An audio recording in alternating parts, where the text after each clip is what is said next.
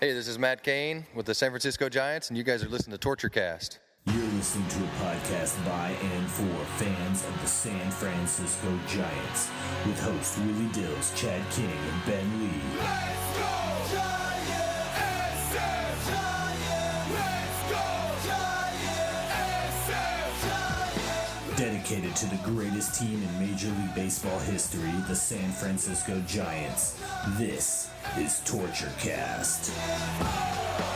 Standing on top, not gonna stop. We came to play, ain't slowing down. We're here to stay, and we're stomping on whatever's in our way. I'm feeling like a giant tonight. Hello, everybody, and welcome to the Torture Cast, the podcast by and for fans of your San Francisco Giants. I'm your host, Chad King, and we got a duo again tonight, just like last time. I'm here with Eric Nathanson. Eric, how you doing tonight? Despite the Giants' woes, I'm doing pretty well. Yeah, you're in the future. You got to tell me how they do tomorrow. They win 12-4. So, yeah, all right. they went 3 home runs. Good. So this is a nice little short break between episodes because normally we go on Monday nights. Oh, by the way, this is episode 84. So we're getting up there. If you include all the bonus episodes, I think we're pretty close to 100 at this point. Got to be at 100. So yeah, we just recorded 4 or 5 days ago. So the Giants have only had one series. It was a 4-game series with the Diamondbacks since we last recorded. Of course, we were lamenting their I guess it was 6-game slide as the game was concluding when we were recording. But they lost another 2 in a row, won one, and then lost another one. So Eric, man, 9 out of 10. What is going on? I wish there was something we could put our finger on, but they're just not moving the runners around. People are getting on, they're just not knocking them in. Yeah, 4-10 right now, and I know it's super early. They're not even 10% of the way through the season, so let's just back off the accelerator here. But something happened to the Warriors. I don't know. I'm on commercial. Oh, sounded like you were falling off your chair or something. No. But they already are 6 games back of the Dodgers. And, I mean, just right away, it's a big slap in the face to essentially start the season. Because, I mean, this is the start of the season. You're starting the season with a 6-game deficit right off the bat. So now, in order to win the West from now, you have to play 7 games better than the Dodgers. And that is a huge, tall task. But it does start tomorrow night with the Dodgers coming into town, and I think at this point it's imperative to take 2 out of 3. Obviously, a sweep would be nice, but losing 2 out of 3 or getting swept, suddenly they're 7 or 9 games back, and again, I know it's early, but you just can't dig yourself too big of a hole. And hopefully, they're going to use this series coming in as a little bit of fodder. We could talk about that later when we start wrapping up the show, but I guess one of the highlights of the week, certainly was a highlight for me, and it was a highlight for a lot of Giants fans, was the ring ceremony that the Giants put on for the 3rd time on Saturday night. And that was pretty damn cool because I was able to get press passes to cover it. I was pretty excited about it. I had not been to a ring ceremony game before, so I kind of wanted to see what all the hoopla was for myself kind of live, but there were a lot of special treats I had on the way. But I think the biggest treat for Giants fans that night is the fact that they pulled out the victory, 4-1. And you had some guys like Brandon Crawford, who was 1 for 29 coming into the game. He hits that 2-run home run over Triple's Alley, which is the deepest part of the ballpark. Big boy home run. Yeah, that was a big boy home run. That was a Barry Bonds distance home run. You had the rook Chris Heston again. We talked about him last time. Just shook off whatever. I don't know. I would think the ring ceremony could throw players off their normal routine in game. I just shook it off, went out. He only pitched 7 2/3 innings of shutout ball. Got the win. Pretty incredible. But, I mean, as far as the game, we'll get back to the ring ceremony. As far as the game, what about the game, besides its crispness and other things that kind of caught your eye? It's like, well, these are the Giants that we know. These are the Giants that are capable of playing like this, and this is what they did most of the last 5 years. Well, the nice thing is Heston went what'd you say? He went 7 2/3. Yeah. So he was the first Giants starter to actually record an out in the 8th inning That's this right. season. Yeah. Which kind of blows your mind a little bit when you think about it. But you look at the top of the order, Aoki went 2 for 5 that night. Panic went 3 for 5 that night. Pagan had an over, but Posey made contact a couple different times. And then just like you mentioned, Brandon Crawford connecting like that. When he's back down in the 8 hole, I wholeheartedly believe that that's the place for him. Mm-hmm. And he seemed to respond with that home run that night. And it was nice to see it wasn't just a solo shot either. It was with a man on base. So they played like a championship team. It was a game that we'd come to expect over time, you know? So it was just wonderful to see them actually win a game for the fans at AT&T, because I know it was quite the party that night. Oh, it was great. I mean, from the ceremony to the first time lights were being played in the 7th inning, then to hear little Tony Bennett after the game, it was like, this is the way it's supposed to be. But unfortunately, they've played 7 home games, and that's the only time that's happened in their 7 home games so far. Starting out the season 1-6 at home, oof, yeah, that's a rough one. But well, you know, I think it's possible that the ring ceremony maybe it jacked them up. Besides being a distraction, maybe it was kind of a slap in the face. You guys have lost 7 in a row or 8 in a row at that time. That was the longest losing streak, of course, the Giants have had since 2007. It's also the worst opening to a defense of a World Series championship since the 1998 Marlins. But, of course, those are the Marlins that had the fire sale. They weren't trying to win the next year. So you can almost throw that team out. You know what I mean? It wasn't even the same team at all. Yeah, it wasn't the same team at all. So that's why it really puts a focus on how badly the Giants have started this year, because you compare it to their analogs of previous World Series, you know, defending teams, and this is the worst start probably in the last 20, 30 years. And so it is historic, and they need to right the ship. But I think the ring ceremony might have helped kick him in the ass a little bit. I'm hoping the Dodgers do the same thing. Yeah, having an off day before this Dodgers series, I think, is going to be good for them. By the way, they were the only major league team to have not yet had an off day. Do you believe that? I don't understand how that happens. I read Schulman had something about how they have to schedule 4-game series with both the Padres and the Diamondbacks sometime during the year. And I was going to do the legwork. I never got the chance to go look at all the schedules and see when they match up. But that's a load of crap, that there's no way that they could have put a 4-game series at another time during the year. It's almost like they punished them for winning the title. Yeah, it seemed a little suspect to me. There's several teams that have had 2 or 3 off days already, which is insane. Cardinals have had 3 off days. But, hey, as Giants fans, it's just another chip we get to put on our shoulder. Yeah, it is. Being underdog, not getting the off days in the first 14 games of the season, the only team out of 30 to not have a break. So, yeah, little things like that kind of just snowball everything, because the Giants didn't have a chance to rest starters. You know, they've had McGehee hurt and Kane and other guys. It's the full day they had off today, I think, is really going to help them going into this series. Again, we'll talk about the Dodgers in a minute, but the ring ceremony itself was pretty amazing. Me and Ryan Leong, who covers sports for sfbay.net, we were talking the whole game, and we were both reminiscing about the 2013 ceremony and how it was very protracted. I mean, it was great to see, but it was like an hour in 20 minutes, you know, with cable cars, and I mean, it just was going on and on and on. So we were hoping it was tasteful, but not completely drawn out. And I think the Giants did a pretty good job this time.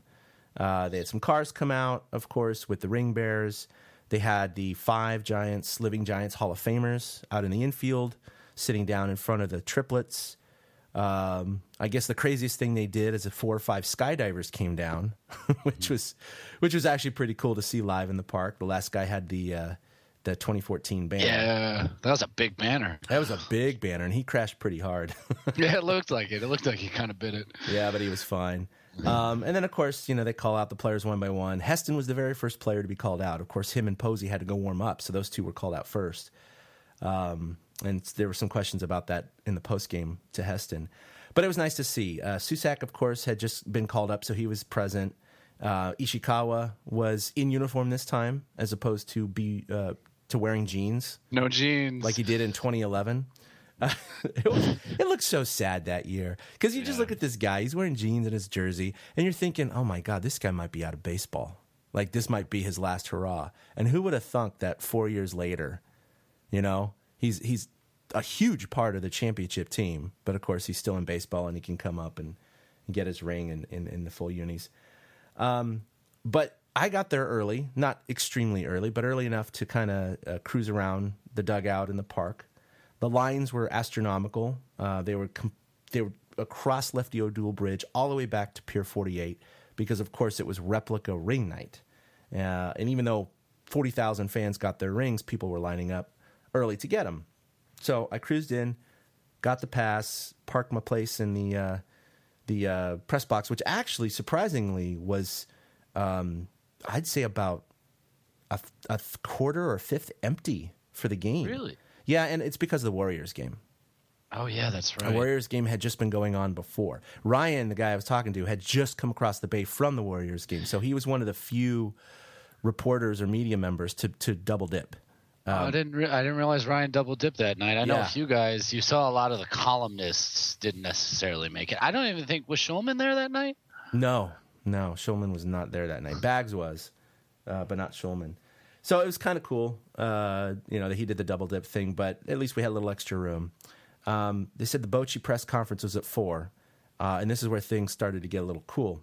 So normally, a couple hours before the game, Bochy holds his presser in the dugout. So I went down into the dugout, and they were kind of prepping the field. They were pinning the orange carpet into the dirt. They had the Tiffany boxes out.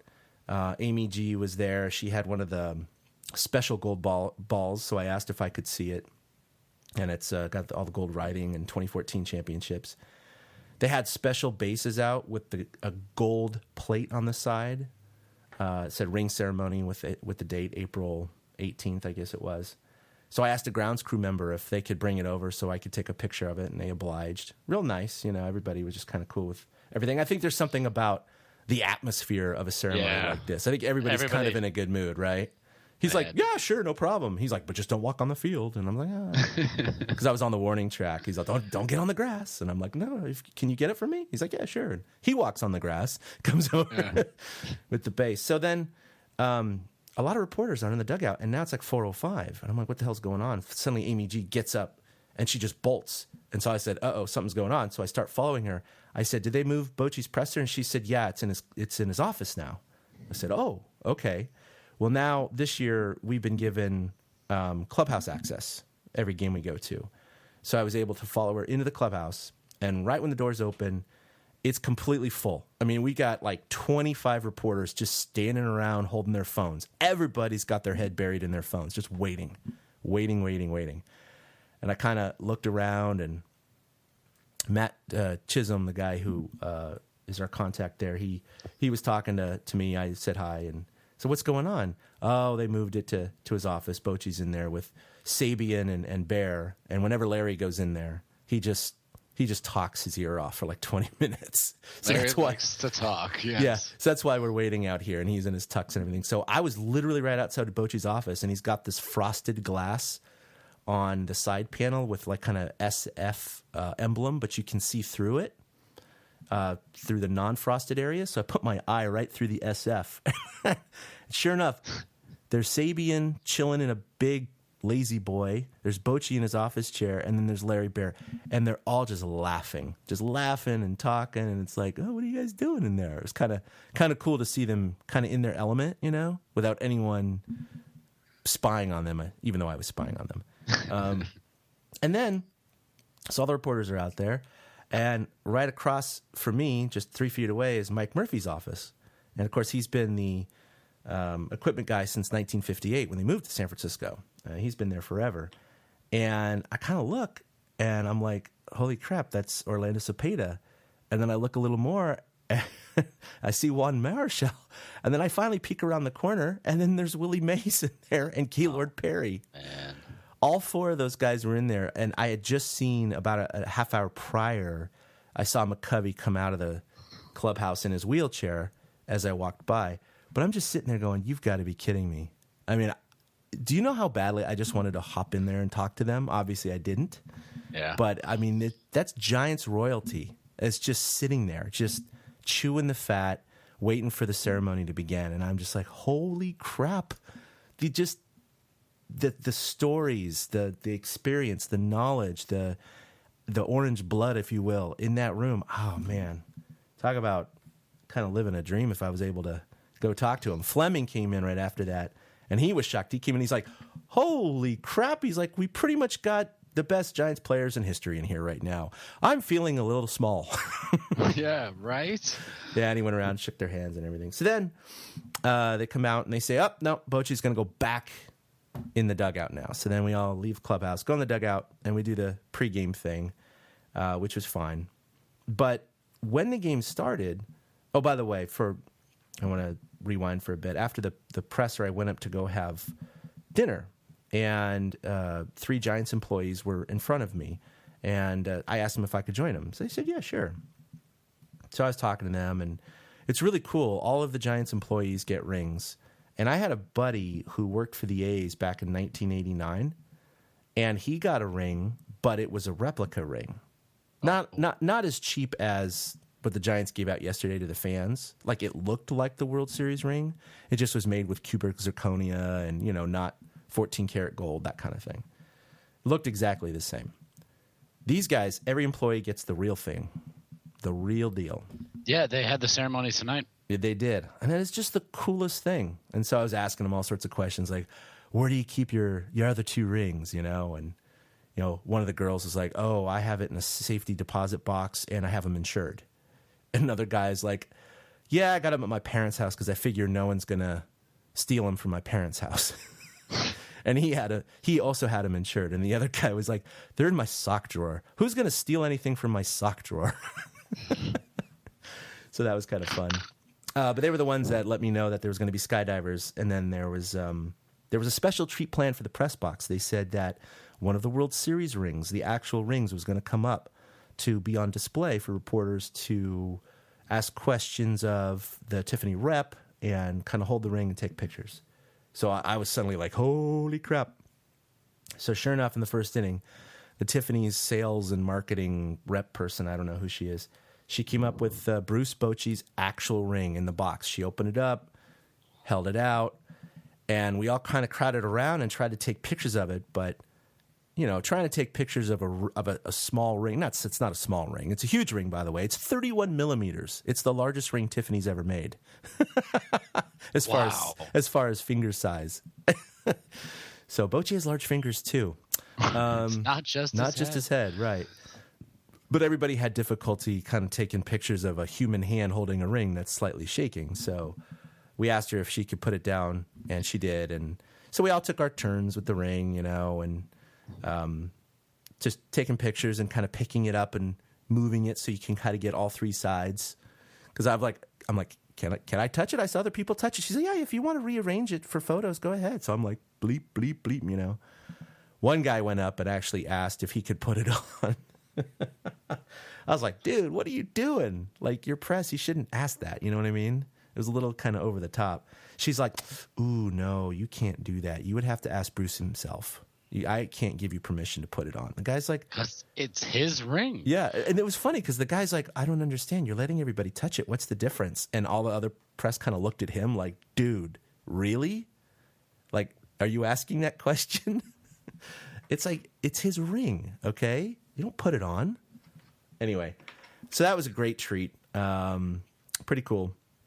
Definitely want to go to another one if they can win another one here in a couple of years. Well, I'll say this right now for all our listeners. All these pictures that Chad's talking about, seeing the base, seeing the orange carpet, being with the ring, everything's on our Facebook page. You can go check it out, and you can see all these pictures of Chad at the ring ceremony Saturday night. There's some really cool pictures, so much so that I stole one of his pictures, and it is now my Twitter avatar. So please go check that out at our Facebook page. There's some really, really good pictures there. Yeah, those rings are absolutely gorgeous. I know everybody's probably seen them by now, but they have the Golden Gate Bridge on one side with the player's name and number. The other side, they have the 3 trophies. And on the inside, they have the series results for us. They have Pittsburgh, 1-0, 1-0, and then they go through the other 3. So that was really, really cool. And then on top, of course, they have the diamond encrusted SF, the words World Champions, and then they have 3 rings on the or 3 diamonds on the top and 5 diamonds on the bottom bezel. And the 3, of course, represent the most recent 3 World Series. The bottom 5 represent the historical 5 World Series. Well, and then Larry took it a step further on the broadcast. He mentioned that the 3 on top and the 5 on the bottom also represent 3 and 5, but it's handy that it also represents all 8 World Championships together. Obviously I didn't see the broadcast. That's really Right. cool. I didn't think about that. 3 and Yes. I like that. Yes. Yeah, so I think it was kind of a nod to both. I mean, it's also handy that it worked out that way. Yeah. Had they won it this year, their third this year, he couldn't have played the same thing off. I wonder if in concept development that kind of just came out. I think it was kind of serendipity. I think they Yeah. probably meant to do 3 and 5, but it also can mean 3 in 5. Yeah, that's what I think too. Oh, anyway, that was great. But the Giants are now done. They are done with the ceremonies. They are done with the celebrations. They've had their home opener. They've raised the flag. They've gotten their rings.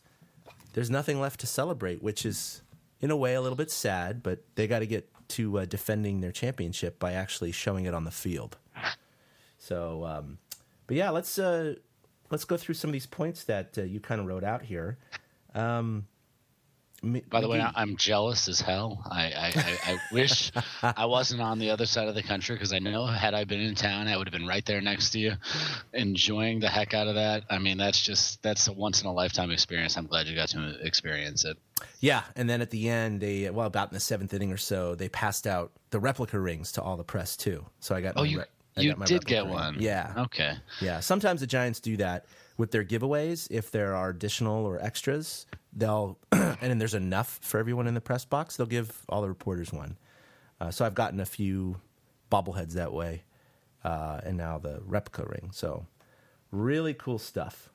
I gave it to my wife. She said, "Better bring me a ring." So I brought her a ring. That's good on the Giants. The Giants know how to do things right. They really do. They know how to treat everybody. Yeah. Very, very well. Like you said, tonight was actually the private ceremony for all Giants employees.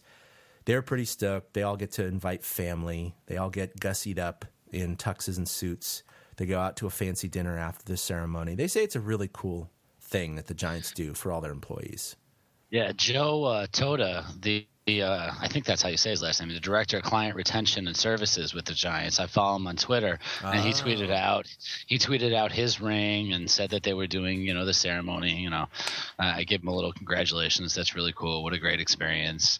And he said it was one to remember. They were able to celebrate with their colleagues and their families, and it was really good times. Yeah, that is really, really cool. Do they personalize their rings with their last names as well? I'm trying to zoom in to see it. Let's see. I got to go back to TweetDeck real quick. Because obviously they don't put any numbers on there, like the uni numbers the players get. Yeah, that's true. Let's see. He showed one side of it. Yeah, his name is above the Golden Gate Bridge. That is so flippin' cool. Yeah, TOTAH right there. It's above the Golden Gate Bridge. That's really impressive. Yeah. And the box, as I don't know, people probably saw, it has October 29th, 2014 on the box as well, to show the night that they won it. Exactly. That's the Bochy's box was up there and it had the date. I think some of the pictures I took, because it was on the box, you can see the date in the background. Yeah, that was really cool. All right. Well, that was some nice revelry, but let's talk about a few points here. It's time. You want to bring up McGehee, huh? Well, I don't really. The Twitter chatter has been crazy, and so I thought the people are noticing it. For one, I'm not ready to cast McGehee aside. Bottom line is, a lot of people have been questioning whether or not McGehee should be the third baseman, or is it time for Duffy? Right. And my take is Duffy is not necessarily an everyday third baseman. He is still a young kid that needs to come into his own. And honestly, we haven't given McGehee a chance yet. No. So he hasn't been great at third. McGehee has, he's had a few bad throws. He's had some stone hands. He's gotten injured. But, I mean, we've gone through 2 weeks of the season. We can't really judge everything yet. No, he's had 31 at-bats, everyone. I mean, seriously, chill the F out. I mean, he's 6 for 31 right now. Yeah, that's a $194. But if he had 2 broken bat bloopers or, a couple of line drives that weren't caught, suddenly he's hitting 240 or 250. but his actual performance hasn't changed any. It's just a matter of inches of where the ball went. I think that. Go ahead. I'm just saying. I think everybody's got to realize baseball is a game of numbers, but also everything always normalizes and comes back to the mean. Right now, it is quote below mean. He's probably a 270, 280 hitter. Every single player hits 194 or worse over 30 at bats during some point of the season. So I think everyone just needs to let the sample size build itself up. But I think it is legitimate to be concerned about his health, because this knee thing may have been kind of a spring training injury, because he had some of those issues, and he exacerbated the injury with coming out of the box last week. But we really do need to keep an eye on it, because if he's still lingering with any kind of significant pain that is limiting his ability, then that's something to consider. I think the thing people are looking at is he's already grounded into 3 double plays, and this is a guy that led the league in grounding in double plays last year. But I can think off the top of my head of one of them when it was a hot shot right to the third baseman. Aaron Hill turned 2 double plays on Sunday, one on Posey and one on McGehee. And the one on Posey, everybody's like, oh, that's baseball. The one on McGehee is like, oh, my God. Yeah. So it's such a subjective view of things right now. So, I mean, it's worth talking about, but it's just not necessarily there yet. No, not there yet. It's just like with Brandon Belt. He's off hitting to 140. No, wait, no, not even that, is it? 152. 152, yeah. Yeah, those 2 hits he got at the end of the on Sunday brought him back up. He was one out away from the Belt 69. Everybody was hoping for Belt 69. Everybody was. Yeah. And it didn't happen. And he kind of trolled us with a base hit on Saturday and 2 more on Sunday. So he's at 152, but he's also a guy that, he was injured a little bit. He's got to get his stuff back. Yeah. Again, I'm not too worried about these individuals, because they're not going to be hitting at these slash lines at the end of the year. This is just, everything's going to normalize. It's going to be okay. I even expect the runners in scoring position batting average to increase, because obviously they're pretty much dead last in that. They actually lead the league in runners left on base. It's pretty insane. They've left over 100 men on base already. Wow. Yeah, it's pretty insane. So they're getting guys on through various means. They're just not knocking them in. We talked about this last time. So again, they can't hit 120 or 130 or whatever it is with runners in scoring position the rest of the year. And they got to hit at least 200 or 220, I mean, switching out Panda and Morse, this is the same team last year that was leading the league in for the first month of the season. They were leading the league in 2-out hits, and they were leading the league in hits with runners in scoring position, batting average, when they got off to that torrid start. Yep. And then they normalized just the same as you're talking about. They had 2 months where they were the worst team in baseball. So things are going to still balance out. It's just they've had a long stretch here, and it's scary because they're the defending world champs. But, I mean, there's so much baseball left to play. Yeah, I just think that, if you're 15 games above 500 in the middle of the season, and you go through a stretch where you're 4-10, so you lose 6 games on the 15, but you're still 9 games over 500, people go, yeah, they're in a little bit of a slump, a little bit of a funk. But I don't think anyone's panicking, right? Because the overall numbers are still good. You're still above 500. You're still doing okay. But when you start the season 4-10, it just seems to, I don't know. It's like it's naked. The record is naked. It doesn't have any clothes on. It's fully exposed, and everybody looks at those numbers and they panic. Which I know you have a tweet later, which kind of references that. It's pretty funny. Well, yeah, right. She's one of my favorites. I'm looking it up now. I seem to recall early in the season, back in 2012, the Giants kind of just hovered around 500, and the Dodgers ran out to like some big margin, and then everything kind of normalized again and came out, and the Giants ended up running away with the division. I remember they clinched on like September 20th that year. Yeah, they won by like 8 games or something. Yeah, something like that. So it's the type of thing where small sample size is a small sample size. Yeah, we'll just have to wait and see. But this was what was so funny. I was at the game on Saturday, and of course, earlier in the day, we had found out that Peavy Was going on the DL with, I think, a back strain or abdominal strain. Is it back strain? I think it is. Anyway. I think it's a back strain. You know what? It could have been that his left testicle hurt because you called it. We were talking about what you would want to do once Matt Cain came back. Of course, Matt Cain's not back yet because we both agreed that Heston's got to stay in the rotation from the time being. And that was before Saturday's fantastic start, which just strengthens his case to stay in the rotation. And you said what the Giants need to do is come up with some phantom injury, put him on the shelf while Cain comes in or someone else.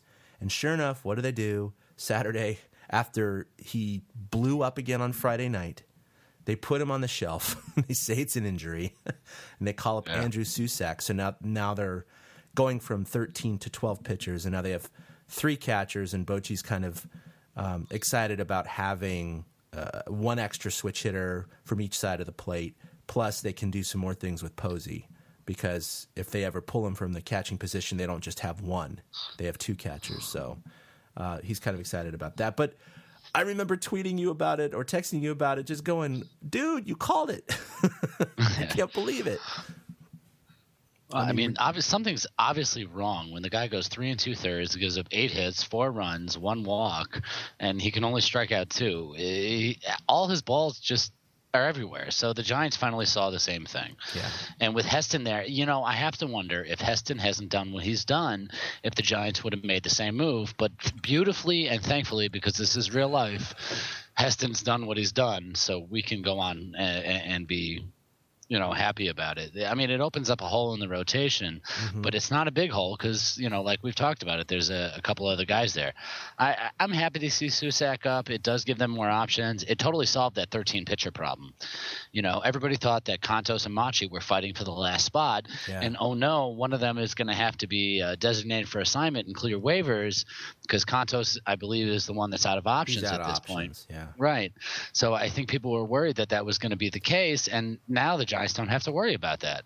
They can go with the pitching staff, and instead of a 7-man rotation like we talked about in the offseason because of the addition of Vogelsong and Petit, it's now a 6-man rotation depending on who slides in, Vogie or Petit. Exactly. So this is good news, I think, for the Giants in the time being. I mean, if Peavy really is hurt, or he's got to get something straight, or he's got to work on mechanics, whatever it is, fine. Take the time, because the Peavy that we got after the trade down the stretch was fantastic. I mean, he was a lifesaver. If that trade doesn't happen, the Giants don't win the World Series last year because they wouldn't have even made the playoffs. He was a suitable replacement for Cain. He had a sub-3 ERA. He was fantastic. But yeah, if he needs to work something out, fine, take the time. Yeah. But now what that does is for the upcoming Dodgers series, it is a bit of a quandary because they don't have a starter for Thursday. At this point, they're going to have Tim Lincecum go tomorrow against Brett Anderson. We're going to have the Aces, which is totally going to be an awesome game, I hope, Wednesday night. It's going to be Bum and Kershaw, both, by the way, with ERAs over 5 in this young season. So, again, everyone, don't panic about the Giants' record yet. Do you think, Clayton Kershaw is going to end with a 5.64 ERA for the year? Not even close. Okay, just things like this happen. It's just when the bumps happen at the beginning, the numbers are big. That's all. That's really the only difference. But on Thursday, they have moved Greinke back. They're going to call up some guy from the minor leagues that hasn't been named yet. The Giants have also not named their starter for Thursday. And really the only options they have to go with right now, because they're not going to be calling anyone up, I don't think, because then they would have to put Susac back down because they just went to 12 pitchers, is Vogie or Petit. And, I mean, I don't know. What do you think?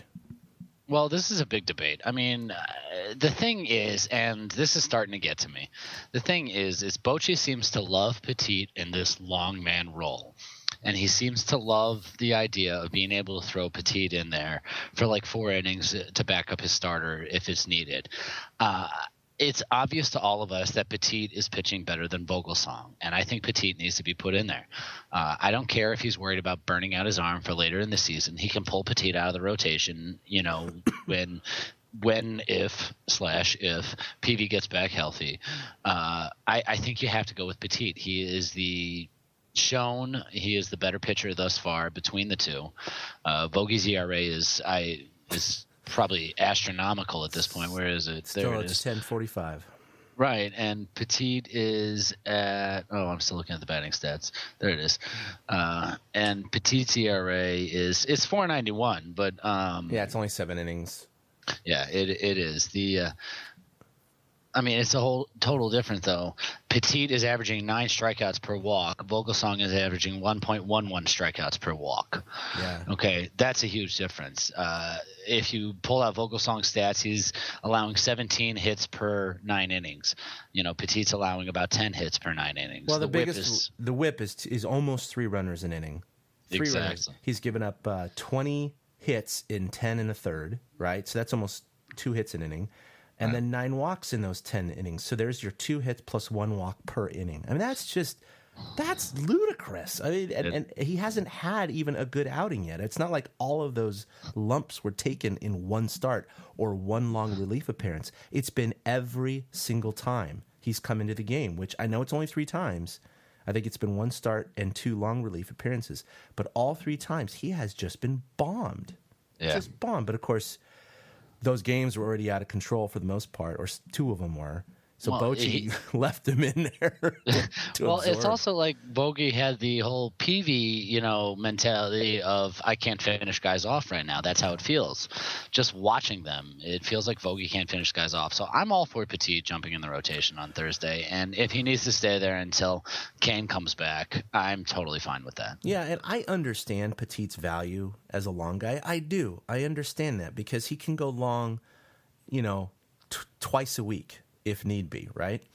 Right. So the argument is, well, if he starts 1 out of every 5 games, or even an emergency start, and he pitches 5, 6, 7 innings, well, then that's it. He can't be used in emergent or in long relief for the next 4 or 5 days, which could hurt the team.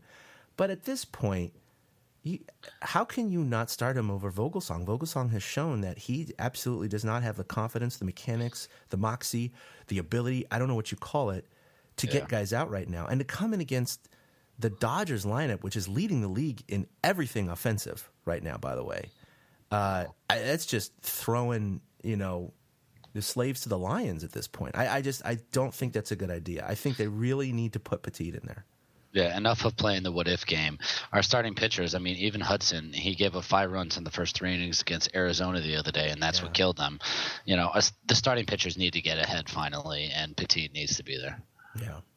So I think Petit, but again, I wouldn't be shocked if Bochy makes the call to Vogie just because sometimes he's just a traditional guy there. All right. Should we be worried or give it a few more weeks? I think we've kind of hit that. I was going to say we covered that. Yeah, I think we absolutely need to give it a few more weeks. You know what? I think a good number, and I agree with this, most analysts and other people are kind of throwing out the quarter mark, 40 games. Yes. And I think that's reasonable because that is a significant chunk of the season. That's a quarter of the season. I do think that we need to kind of take the barometer reading after 40 games. And, I mean, that's what they've played 14. So we're still talking about another 26. So they got another month to go before we should start panicking. These are different types of games than they're playing in October. It's a different strategy by the manager because he has to look at the long view of the whole season. Giants fans, we've all seen, how Bochy can manage during a 5 and 7 game series. And so you think to yourself, well, wait a second, if he can do this then, why can't he do this now? Well, it's because that was at the end of the season and this is at the beginning of a marathon. And just because you might fall back a little bit at the beginning of a marathon doesn't mean you can't kick it into gear at the point that you need to. Runners get that second wind at many times, and the Giants can absolutely do that. So as of right now, they're 4-10. If they wanted it, let's just say they wanted to get to 500 by the 40 game mark, 20-20. Okay, so they're going to have to go 16-10 over the next 26. There's nothing unreasonable about that. Yeah, it's totally reasonable. That's not 42-21. That's 16-10. That's just a couple of good weeks in that stretch.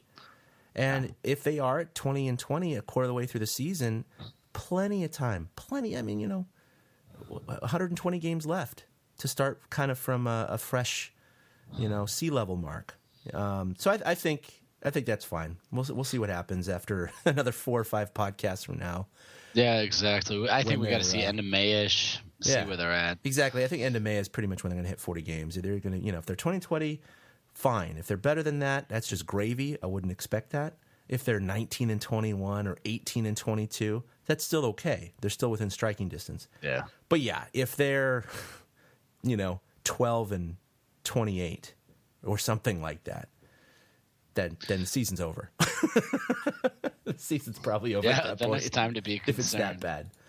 Yep. But I mean, unless there's some trade that magically happens, then there's some cause for concern. all right, well, let's go ahead and wrap this bad boy up. We got a couple of segments. Yeah, why not? One of them is Tweet at Me Bra. You had a good one, which kind of relates to what we were just talking about. Yeah, my good friend Baseball Bridget. It's at Baseball Bridget, BRIDGET. She's a fun follow during Giants games. I will warn you though, if you don't like cuss words, you don't like the F word, don't follow her. But if you got no problem with unfiltered Giants mentality, follow her. And she said it just like we've been saying it. She said, I keep forgetting that the MLB season is a complete and total loss when your team has a bad record the first 2 weeks of the season. Silly me. Yeah. And she's totally right. We can't judge anything yet. We can judge how they're playing right now, but we can't judge how they're going to play in 4 weeks. Yeah. Everybody calm down. Get off the ledge. It's all right. Pretty much. They've won 3 and 5, so it's easier to come back off that ledge. Yeah, one thing we always talked about, it comes up over and over and over again is, winning the first one. Of course, right after they won the first one, the podcast started. But even when I joined later that year, we just talked about how we had gone our whole life without seeing a World Series championship. The fact that they got one, we said that's money in the bank. That is house money. We are good for 10 years. Like, honestly, they don't need to win another one. We are so happy with the first. Then they win their second one. And then we're like, okay, we're good for 20 years. I mean, I don't want them to stink, but they don't need to win another world championship like right away or within 10 years because this is, again, house money. They got 2 and 3. Can you believe? Now 3 and 5. It's getting to the point now where it's an embarrassment of riches. And it's like, okay, no, really, if they don't win it this year, I'm not going to lose any sleep. I want them to be competitive. I want them to be in it. They don't need to win the whole thing. I wasn't crushed in 2011. I wasn't crushed in 2013 when they didn't even make the playoffs. I was disappointed, not crushed. Wow. I was crushed in 2002 in Game 7 against the Angels when they were up 5, 5 runs in the 7th inning. That was heart-wrenching, soul-crushing experience that I did not get over for a couple of months. It affected me that profoundly. My wife was actually concerned about me because she's a huge Giants fan too, but she was like, it shouldn't bother you like in January, And I'm like, yeah, no, it does. So yeah, it's everybody just pump the brakes. I think it's going to be okay. All right. Our new favorite guy. I'm going to go with, I almost picked this guy last week and he's been kind of continuing the last few games. I'm going to go with the Duff Man and not for his fat cat Skeeter. Right. I love that. It's just blowing up. I know it's kind of getting tired now, but I like his at-bats. They're just, I don't know. There's something, he seems more experienced than he really is. I don't know what it is. He just seems to play with this confidence. He looks like a 16-year-old high school kid. And I've seen him in the clubhouse now several times and talked to him. He's a little taller. He's like 6'1" or 6'2". He's like maybe $175 dripping wet. He's got the acne face and the whole baby face thing going on, and it's just like, man, you're a Major League Baseball player. But then when you go out and you see him play, he's fine, man. He is absolutely fine. Crushed his first home run last week. He's just a fun guy to watch. I'm not calling for him to start over McGehee like we were talking about earlier, but I do think that is an option if McGehee is having issues physically or mentally or what have you. But I'm going to go with Duff Man. He's got it. The maxi. Yeah. The je ne sais quoi. So I'm going to go with my new favorite guy. You used him last podcast, so it's my turn to use him because he has pitched since then, and I'm going to say Chris Heston. The thing that impressed me the most about Heston, yes, he went 7 2/3 against the Diamondbacks. The thing about it was his second time facing the Diamondbacks. He had faced them earlier in the season. And a lot of pitchers will get shelled their second time against a team if they had just faced them for the first time. And Heston more than held his own with his 7 2/3. You know, he gave up 5 hits, 1 earned run. He only walked 1 guy and he struck out 6.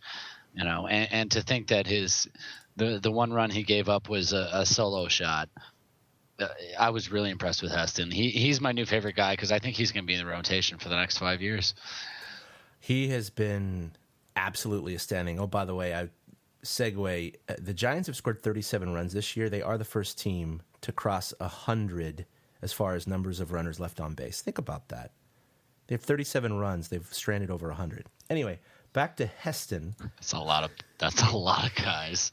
That's a lot of extra, feed on them. There's a lot of runs left on the field, My God. Heston has, again, appeared wiser and more experienced than what he has kind of shown in his track record so far. Arizona twice. He's got these 2 big games at home. He just shakes it off. He's doing great. Now, funny little anecdote. By the way, everyone, I wanted to keep this podcast to 30 minutes. Completely my fault for going over. So I'm going to go ahead and go off on a tangent again. Story about Saturday night. So we go down and do Bochy's presser, and then this is only the second time I've been able to do this, but you go right from the media room into the clubhouse to interview the players. So we walk in there, and there's a few Giants hanging around. There's like Aoki getting ready, and there's some media around him. There's Hunter Pence in the corner and a few others. And I'm new to this, so even though I've talked to a few of them after games, like last year again, I did Blanco and Duffy. Before the game, I got Pence and Panda and Afelt. But as far as a post-game thing, standing with like 20 media members, I kind of really know what to do. I'm just going to follow the crowd, be a lemming. Well, that's kind of what everyone else did too. So I could sense everybody was kind of waiting for Heston to come out because obviously he was the star of the game. Everybody wanted his quotes from him. So he comes out, and I swear to God, I have a pet peeve about personal space and I don't know, just manners and etiquette. And even though we're allowed in the clubhouse and, these guys are buck naked, trying to get dressed, doing whatever, it's like, give the dude some space. You know what I mean? Like, let him get himself presentable for the media. So he's literally coming out into his locker in a towel, and the media just completely surrounds him at his locker. And he's not even dressed. And me and like one other dude stood in the middle of the clubhouse. I refused to go over there. I was like, come on, man. Like, let him go, right? So he's like trying to get his underwear on, literally. And finally, you could tell he was kind of very uncomfortable because he's new to this as well. And he's got 20 people, including some women, just staring at him, trying to get questions from him. And he's like, hold on a second, guys. Give me a second. So finally, one of the Giants media representatives walked over, and he looked at the media, and he's like, seriously, guys? I mean, seriously. Give us some freaking space, man. We'll let him get dressed. We'll bring him over, okay? We'll put him on the box. And everyone's like, oh, okay. And everybody kind of shuffles in one group like the old cartoons, back to the middle. So, but he gets dressed, and he gets up on the box, and real gracious, humble guy. Just really nice, was answering questions, yes, sir, no, ma'am, that kind of thing. But he was really, really excited about tonight.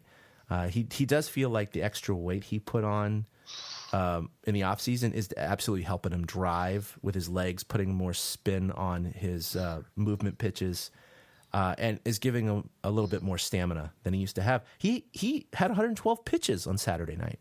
Yeah, I was surprised at that. I thought that they were going to yank him when he was around 100. Yeah, it was fantastic. I mean, Bochy let him start the inning. He got the first 2 guys out, so he let him try to get the third. And he said that was the only disappointment for the entire night, was he couldn't quite snag that comebacker that went off his leg and glove and kind of shot in the center field.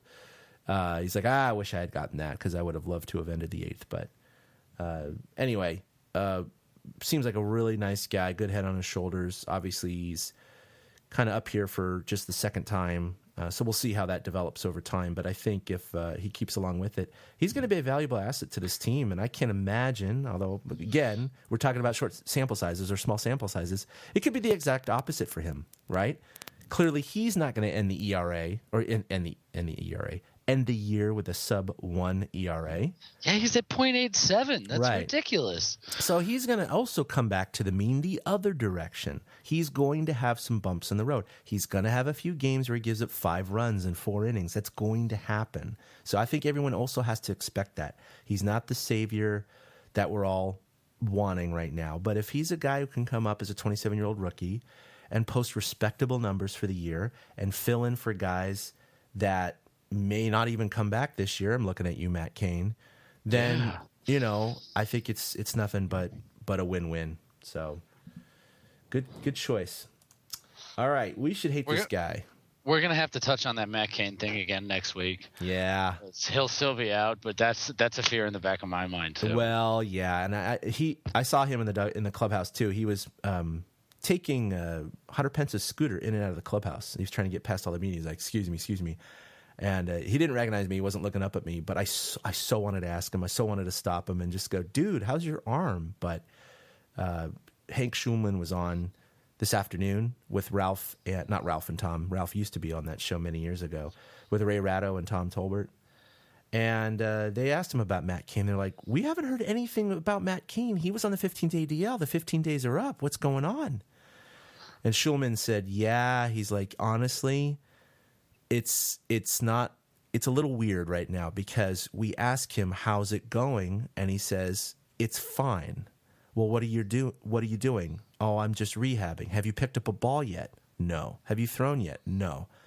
These are the little things that Matt Cain hides his injuries very well. Schulman's like, he's always played it close to the vest. So you can only take your indications and clues off of what he's doing day to day. The fact that he has not picked up a ball is a huge concern.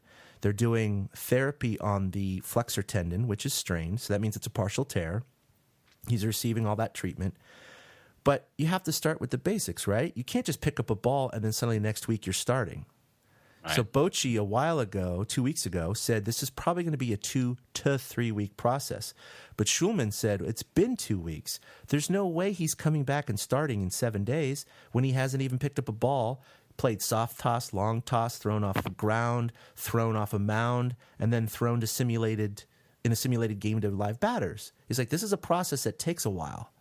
So Schulman's like, man, I don't know. Best case scenario is 2 more weeks from now. And that's his guess, of course. Yeah, and that's a best case. Like I said, we should touch on it next week and kind of speculate on when we think he might actually come back. All right, so we got the bums coming into town, so I think we both agreed on this one. We should hate this guy. This was easy. It's Yasiel Puig, because how easy is it to hate Yasiel Puig? So easy. It took me a while to come around on this. I always had he's a young guy, blah, blah, blah.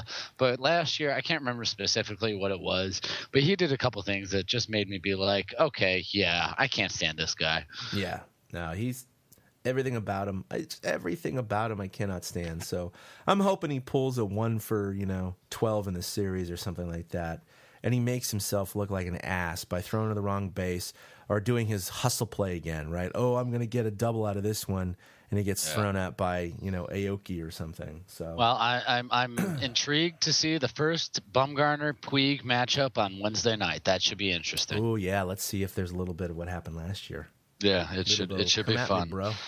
Yeah, it's nice. It's like you said, they got the bumps for 3, and then they go to Colorado after that, and they might get their hitting shoes on. They might start hitting. Granted, Colorado has been like a death knell for the Giants at times. Yeah. But who knows? Maybe they start hitting. Maybe those balls that aren't falling suddenly fall because the guys aren't positioned in the same way. Yeah. But, again, the Dodgers coming into town, Puig, let's strike that guy out 9 to 15 times. Oh, that'd be a thing of beauty. I just hope he doesn't go off. Yeah. All right, we're going to wrap this up with why we'll win it all. You go ahead and go first on this one. Bottom line is they can't suck all the time. It reiterates everything we've said today. It's a small sample size, being 4-10, like you said, which was news to me. They're the only team not to have an off day yet, so they haven't had a chance to catch their breath. So they can't suck all the time, folks. They're going to have stretches where they're 4-10. They're going to have stretches where they're 10-4. It's just the way baseball is. They can't suck all the time. I think it's going to be a reverse image from last year. They're going to end the season with a 42-21 record, and they're going to sneak in. I like that one. I really do. Yeah, they're just going to flip 2014 on its toes there. So, but anyway, that'll do it for the Torchcast. This has been episode 84. You can follow us collectively on Twitter at TortureCast. You can also like us on Facebook. It's easy to find. Like Eric said, we have a lot of images up there, not only from earlier in the year and last year, but the most recent ring ceremony. A lot of cool stuff up there, a lot of cool imagery. And obviously, Eric has a couple of articles still up there, buried behind the last story that I wrote for Saturday night. So we're definitely writing more often than we were last year, so I hope we keep it up. And there will be some more this week. I happen to have no internet for about 24 hours, so I kind of got hamstrung there. No, totally understandable. That's okay. I at least had something up on Saturday. Let's see. For the absent Willie Dills, which, by the way, I golfed with him yesterday, which was a lot of fun. He ended up winning the Bastards, which is the MGA's satirical take on the Masters. Looked like he had a great round, too. Oh, yeah. He shot an 81. His handicap penalizes him 2 strokes with the MGA rules, so he shot an 83, but he won. And I think he had the best score of the day. I think I literally had the worst score of the day, and I can't repeat it because it's so bad. But I golf maybe two or 3 times a year. So, and I never hit the range. I don't take lessons. I don't do anything. So I go out cold. I drink a shit ton of beer, get wasted, and I have fun. That's what I'm there for. I'm there to have fun. Some of these guys, like half the field, they're good enough to win. So they're actually trying. They're concentrating. I'm just going up there and, hitting the ball, then hitting a 6-pack. So, anyway, he couldn't be with us tonight because he was screaming like a drunk banshee last night when he won. So he has lost his voice. So hopefully he'll be back. But you feel better, Willie. We'll talk to you next week. Yeah, but no, we had a great day. In fact, Saturday night I crashed at his pad after the Giants game because there's no use going all the way home, and we ended up playing GTA 5 and Hearthstone, and split a bottle of Jim Beam and a case of Rolling Rock and went to bed at almost 5 a.m. So it was definitely a fun night. With Willie, you can follow him at Willie Dills. You can also follow Ben, who actually, he just got back from Australia, but I know his hours are still a little screwed up right now from the time change. So hopefully he'll be back for the next episode. You can follow him at Fried Duck. You can follow Eric at 2 Out Hits. That's with the number 2. You can also follow all of the stuff that he writes, not only for TortureCast, but also 2 Out Hits at 2outhits.com. And you can follow me at ChadK21. Is there anything else that you wanted to pimp, Eric? No, I got nothing going. Cool, man. All right, well, the Giants are going to be facing the Bums here, coming in for the next 3 games, then on their road trip to Colorado. So hopefully they're going to go ahead and right the ship and pull off a 6-1 this week. I'm feeling it. I'm feeling it. Or that's the alcohol talking. I'm just kidding. Yeah. I'm stone cold sober tonight. So column A, column B. At least one of us is. All right. I'm reversing the trend, Eric. I'm reversing the trend.